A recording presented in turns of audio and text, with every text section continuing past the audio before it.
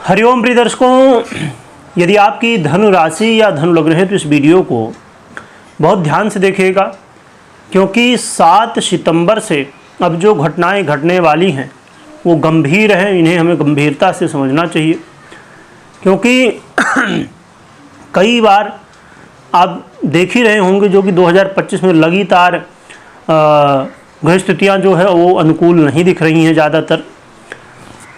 तो ये जो अब ग्रहण पड़ने वाला है 7 सितंबर को, इस ग्रहण का क्या प्रभाव होगा? क्योंकि प्रिय दर्शकों, ये चंद्र ग्रहण पड़ने वाला है 7 सितंबर को, और फिर इसी महीने 21 सितंबर को सूर्य ग्रहण पड़ेगा।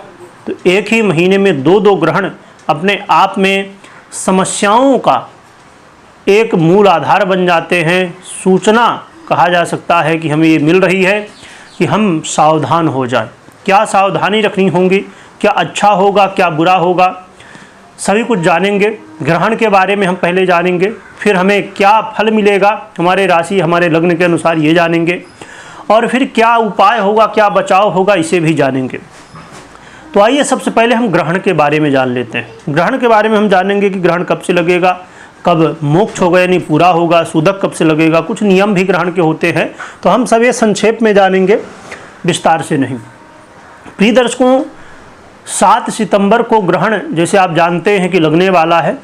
ये ग्रहण रात्रि में लगेगा, क्योंकि चंद्र ग्रहण है।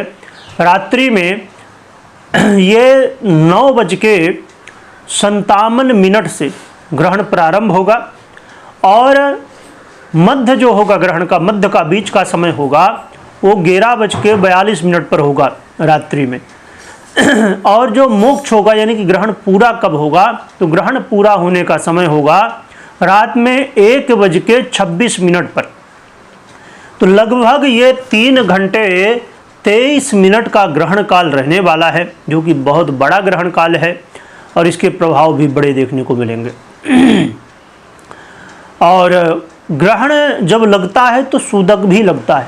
तो ये चंद्र ग्रहण है। चंद्र ग्रहण में 9 घंटे पहले सूदक लग जाता है, और सूदक काल से ही सभी नियम पूरे शुरू हो जाते हैं, और जब तक मोक्ष नहीं होता तब तक ये नियम लागू रहते हैं। हम नियम भी जानेंगे, पर पहले सूदक काल को जानते हैं। तो सूदक काल दोपहर में 12:57 से शुरू हो जाएगा, मध्य काल में, यानी कि जो दोपहर समय होता है, तो इस समय ये शुरू हो जाएगा। क्या नियम है इसमें वो हम संक्षेप में जानेंगे, क्योंकि ये जो राशिफल की हम वीडियो समझ रहे हैं तो संक्षेप में जानेंगे, ज़्यादा विस्तार नहीं करेंगे। बाकी आप YouTube में देखेंगे तो आपको बहुत सारी वीडियो डिटेल में मिल जाएंगी कौन कौन से नियम हैं। मुख्य रूप से जो नियम है उनको समझते हैं।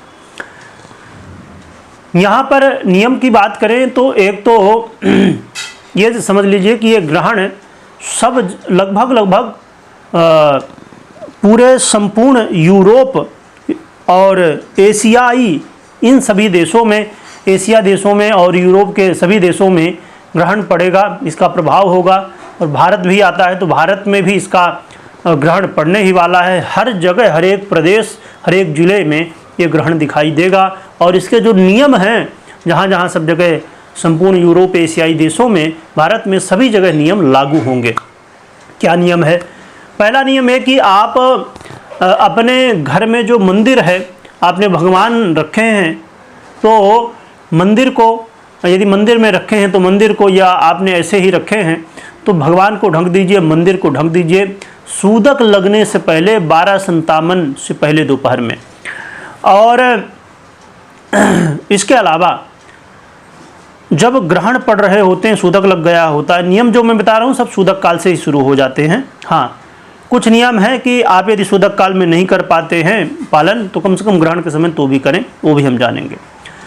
आपको सूदक काल से ही ना तो मंदिर को छूना चाहिए, ना मूर्तियों को छूना चाहिए, और ना ही पवित्र हमारे जो सभी ग्रंथ हैं उनको भी नहीं छूना चाहिए, है ना, रामायण इत्यादि, तो इन्हें नहीं छूना चाहिए। और पूजा पाठ भी वैसे भगवान को टच करके नहीं कर सकते हैं, छू के। हाँ, आप मानसिक रूप से करमाला के द्वारा, यानी करमाला यानी हाथ के द्वारा गिन के, अब ऐसे देखिए, ऐसे गिनती होती है ऐसे, तो करमाला द्वारा आप हाथ से गिनती करके और जप कर सकते हैं, क्योंकि जप का ये नियम होता है कि जप एक गिनती के अनुसार करनी चाहिए, मतलब गिनती करके करना चाहिए। हाँ, यदि ना संभव हो तो कोई बात नहीं, ना करने से अच्छा है आप करें तो भी बढ़िया। अब इसके अलावा आपको स्तोत्र इत्यादि, चालीसा इत्यादि जो भी है ना याद हैं, कंठस्थ हैं, उन्हें आप कर सकते हैं। इसके अलावा आप हवन भी ग्रहण के समय कर सकते हैं। तो जब ग्रहण पूरा हो जाए, समाप्त हो जाए, तो फिर स्नान आदि से निवृत्त होके तो आप शुद्ध अवस्था को प्राप्त करके फिर 8 तारीख को दान इत्यादि कर सकते हैं। और इसके अलावा आपको क्षौर कर्म भी नहीं करना चाहिए, यानी कि जैसे नाखून काटना, बाल काटना, ये सब नहीं करना चाहिए। ग्रहण के दौरान सोना भी नहीं चाहिए, और खाना पीना जो आपके घर में लिक्विड चीज़ें हों, जैसे कि दूध हो गया, पानी हो गया, और भी ऐसी चीज़ों को सूदक से पहले ही उनमें कुसा डाल देना चाहिए, जिसे कुस कहते हैं या कुसा कहते हैं, तो उसे डाल देना चाहिए जिससे शुद्ध रहें, पवित्र रहें, तो बाद में भी आप यूज कर सकें। ग्रहण के समय जो खाना पीना हो उससे सूदक लगने से पहले ही खा पी लेना चाहिए, और यदि आप नहीं कर सकते तो कम से कम ग्रहण के समय तो नहीं खाना पीना चाहिए। और मल मूत्र का त्याग भी ग्रहण के दौरान नहीं करना चाहिए। ब्रह्मचर्य का पालन भी करना चाहिए, और साथ में जो हमारी माताएं बहनें हैं, गर्भवती हैं, उन्हें विशेष रूप से अपने गर्भ का ध्यान रखना चाहिए। घर में चंद्रमा की रोशनी ना आने पाए, जिससे पर्दा वगैरह लगा दें, और अपने गर्भ में एक वस्त्र अच्छा वस्त्र भी आप लगा सकते हैं, ऊपर से पेट में रख सकते हैं। और इसके अलावा बहुत सारे नियम हैं, पर यहाँ पर हम संक्षेप में ही समझेंगे। तो आपको इन नियमों का पालन करना चाहिए। अब आइए समझते हैं कि इस ग्रहण का जो प्रभाव है तो क्या कैसा रहेगा पूरे देश दुनिया के लिए, फिर हम आपके लिए यानी कि धन वालों के लिए समझेंगे। तो ये ग्रहण प्रिय दर्शकों कुंभ राशि में लगने जा रहा है, और ये ग्रहण पूर्वा भाद्रपद नक्षत्र जो कि देवगुरु बृहस्पति का नक्षत्र है, इसमें लगने जा रहा है। और ग्रहण इस देश दुनिया में कहीं न कहीं प्राकृतिक आपदाओं को लाएगा, युद्ध की स्थितियाँ, और सरकारी क्षेत्रों को लेकर बड़ी समस्याएं, यानी कि राजनीति में बहुत उथल पुथल होने वाली है, और लोगों के लिए भी समस्या का कारण बन सकती है ये स्थितियाँ, क्योंकि प्राकृतिक आपदाएं लोगों को प्रभावित करेंगी। कई देशों का आपस में बहुत ज़्यादा वाद विवाद बढ़ जाना, और उसकी वजह से बहुत ज़्यादा समस्याएं, रोगों की भी वृद्धि होने की संभावनाएं।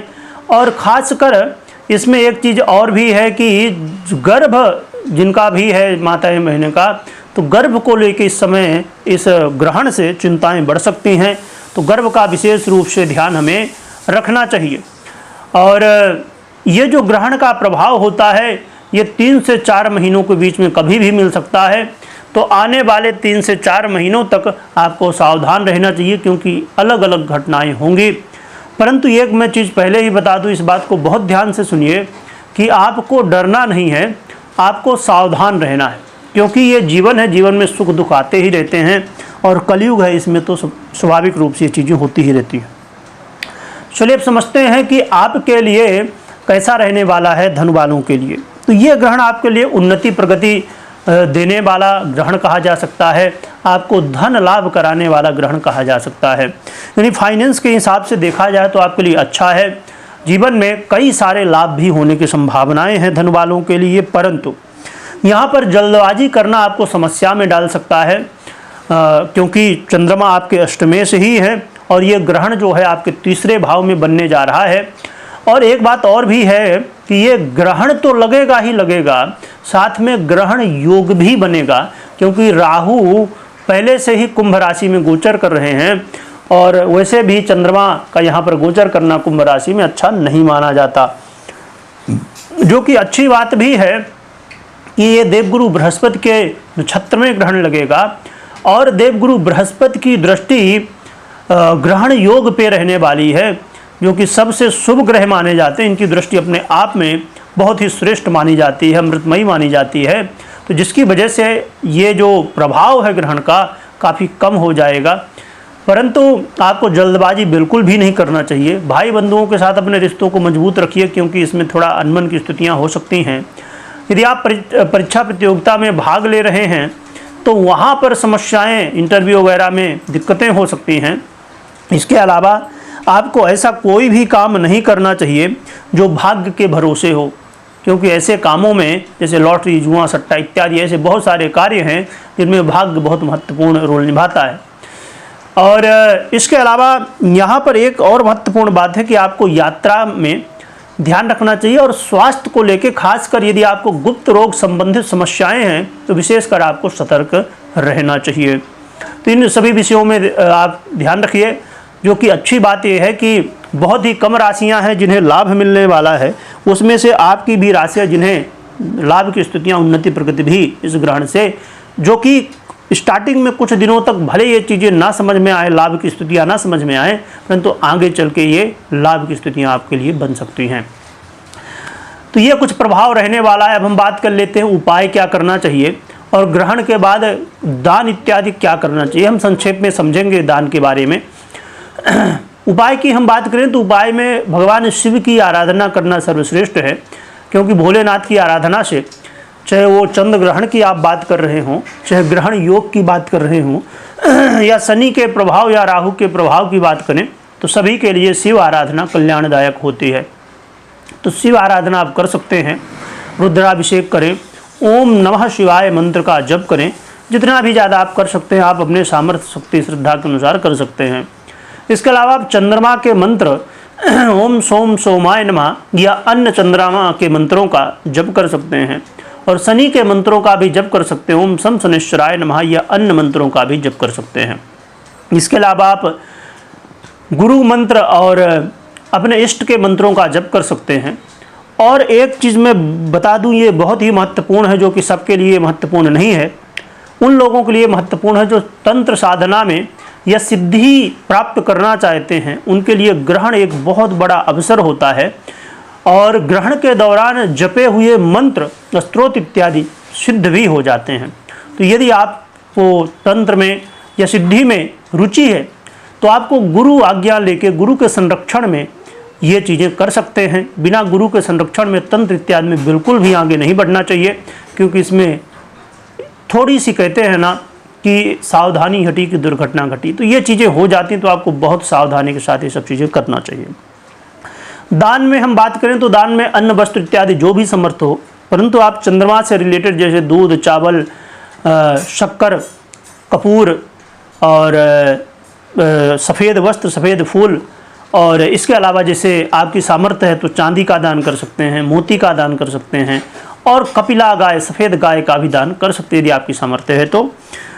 इसके अलावा शनि से रिलेटेड चीज़ों का भी दान कर सकते हैं। काला वस्त्र, तिल, उड़द, छाता हो गया, छतरी हो गई, जूते चप्पल काले, और आप काली श्यामा जो गाय होती है और श्यामा वस्त्र होते हैं काले, या तो फिर काले वस्त्र का जो है, तो इन सब चीज़ों का दान आप कर सकते हैं। तेल का दान भी कर सकते हैं। ऐसा नहीं कि इन सभी का ही करना है, जो आपकी समर्थ हो। सब चीज़ें नहीं कर सकते तो आप एक चीज़ कर दीजिए। ये कुछ नहीं कर सकते तो ओम नमः शिवाय जपिए, भगवान का नाम लीजिए। भगवान के नाम में तो कोई पैसा नहीं लगना है। अपने काम भी करते रहिए, भगवान का नाम भी जपते रहिए, जो कि बड़ा ही सरल और बड़ा ही प्रभावी कलयुग में होता है। तो ये सब आप उपाय इत्यादि, दान इत्यादि कर सकते हैं। बाकी ग्रहण की संपूर्ण जानकारी के लिए और भी विस्तार में समझने के लिए आपको YouTube में बहुत सारी वीडियो मिल जाएंगी, तो आप देख सकते हैं। परंतु इस बात का हमेशा ध्यान रखिए, मैं हमेशा कहा करता हूं, जो नए दर्शक उनके लिए बता दूं कि यदि आपको कभी भी कोई भी निर्णय लेना है तो मात्र गोचर के आधार पर निर्णय नहीं लेना चाहिए। अपनी पर्सनल कुंडली विश्लेषण के बाद ही निर्णय लेना चाहिए। कमेंट में ओम नमः शिवाय लिखिएगा, लिखने के साथ स्मरण करिएगा। वीडियो देखने के लिए बहुत बहुत धन्यवाद।